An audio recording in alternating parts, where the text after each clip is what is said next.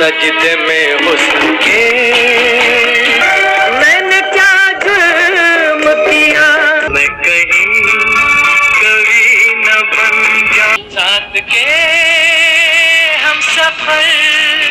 मोहम्मद रफ़ी साहब की मौत की खबर सुनकर हर कोई सदमे में था, चाहे वह इंडस्ट्री से जुड़े लोग हों या मोहम्मद रफ़ी साहब के लाखों करोड़ों चाहने वाले। यह सदमा हर किसी के लिए ऐसा था जिससे उभर पाना इतना आसान नहीं था। शायद ही ऐसा कोई दिल होगा जिसने मोहम्मद रफ़ी साहब के जाने के दर्द को महसूस न किया हो। शायद ही ऐसी कोई आँख होगी जिसमें रफ़ी साहब की मौत की खबर सुनकर आंसू न आए हों। ऐसा ही एक किस्सा शंकर जयकिशन ने भी साझा किया था। वह बताते हैं, रफ़ी साहब नहीं रहे, यह खबर सुनकर दिमाग सुन्न रह गया और मन यह मानने को तैयार ही नहीं था कि रफ़ी मियाँ हमें छोड़कर इस दुनिया से चले गए। और रफ़ी साहब एक ऐसी दुनिया में चले गए जहाँ से कोई कभी लौटकर वापस नहीं आया। रफ़ी साहब तो चले गए लेकिन उनकी हजारों यादें रह गई।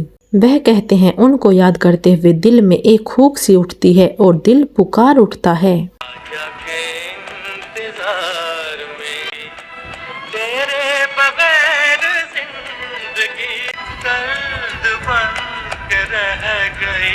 रफ़ी मियाँ संगीत की बगिया के एक ऐसे फूल थे जिनके बिखर जाने से चमन वीरान हो गया है, मगर उस फूल की मनमोहक भीमी भीमी सी खुशबू आज भी आसपास महसूस होती है। मिला करार न दिल को किसी बहाने थे। साथ ही शंकर जयकिशन कहते हैं, हमारी सफलता में रफ़ी मियाँ का बहुत बड़ा हाथ रहा है। हमारे कैरियर की शुरुआत उन्हीं से हुई। वह बताते हैं, यह बात है साल 1947 की, जब राज कपूर ने उन्हें बरसात फिल्म में संगीत निर्देशन का मौका दिया। वह बताते हैं, सबसे पहले हमने मैं जिंदगी में हरदम रोता ही रहा हूँ इस गीत की धुन बनाई।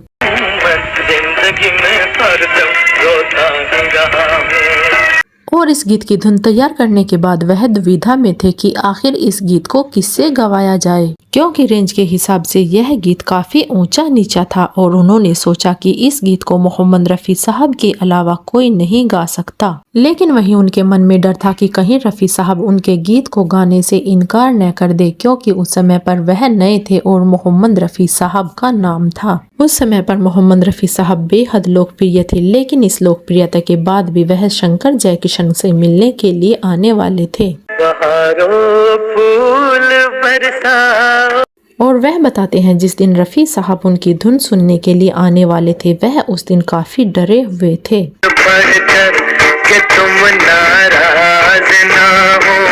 और वह अंतरे और लय को सजाने संवारने में इस तरह लगे हुए थे जिस तरह मिलिट्री में कोई नया भर्ती नौजवान तैयारी में लगा रहता है। वह कहते हैं, आखिर यह हमारी जिंदगी का सवाल था और वह उस दिन बेहद नर्वस थे।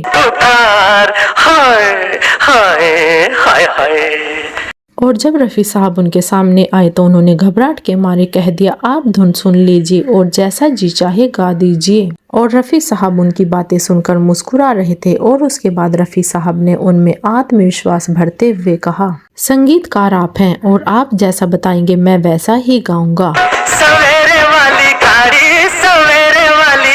वह बताते हैं, और इसके बाद हमने सफलता की सीढ़ियां चढ़नी शुरू कर दी, जिसके बाद हमने कभी पीछे मुड़कर नहीं देखा। बस आँख मिली और बात बढ़ी। और रफ़ी साहब की आवाज ही हमारे संगीत की आत्मा थी। वह कहते हैं, गीत के बोल खूबसूरत हो, धुन प्यारी हो, मगर जब तक गायक उसकी गहराई को नहीं छू पाता सब बेकार हैं। और रफ़ी साहब जो भी गाते थे पूरे मन से गाते थे, उसमें डूब जाते थे। और जब तक सामने वाला संतुष्ट नहीं हो जाता था वह रिहर्सल और रिटेक करते रहते थे। रफ़ी साहब काम को ही अपनी पूजा समझते थे और वह कभी काम के दौरान घड़ी नहीं देखते थे। वह बताते हैं, रफ़ी साहब इंसान नहीं देवता थे।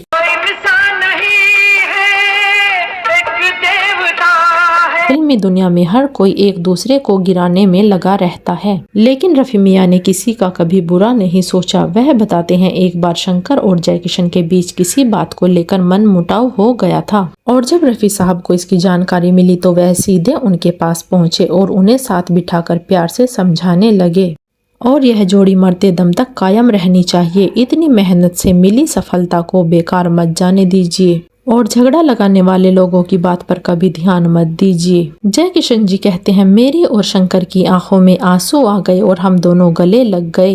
रफ़ी मियाँ ऐसे फरिश्ता इंसान थे, नहीं तो किसी को किसी की भलाई की क्या पड़ी थी। शंकर जी कहते हैं, हमने रफ़ी मियाँ की कभी कोई बात नहीं टाली, इसलिए जब किसी धुन को लेकर हमारे बीच बहस हो जाती थी तो हम रफ़ी साहब के पास जाते थे और उन्हें हम जज मान लेते थे। वह जिस धुन पर अपनी मोहर लगा देते थे उस धुन को हम बेहिचक स्वीकार कर लेते थे। चल के तेरी आंखों से जब भी ये दिल उदास होता। रफ़ी साहब हर फन मौला गायक थे और वह किसी भी गीत को बड़े आराम से गा लेते थे। वह हमेशा बस मुस्कुराते रहते थे, कभी उनके चेहरे पर कोई तनाव नहीं होता था, लेकिन कभी कभी वह मजाक करने से भी पीछे नहीं हटते थे। ऐसा ही एक किस्सा है फिल्म अमन के गीत के दौरान का। गीत के बोल थे, आज की रात ये कैसी रात। और जब हमने रफ़ी साहब को बताया कि हमने गीत में रोमांटिक लड़की की आवाज डालने का भी फैसला किया है तो वह शरारती अंदाज में बोले, अच्छा लड़की भी रहेगी, ये हुई ना बात, अब गाने का मूड बनेगा। आज की रात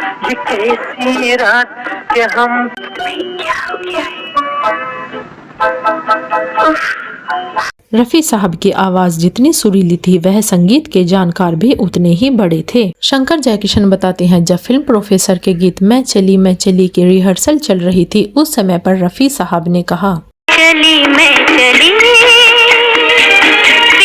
मैं अगर इन लाइनों को षड्ज से गाऊं तो कैसा रहेगा। और उन्होंने हमें वह लाइनें गाकर सुनाई जिसे सुनकर हम उछल पड़े और हमने यह सुझाव तुरंत मान लिया। गीत की लाइनें थी, सजदे में हुस्न के झुक गया आसमान।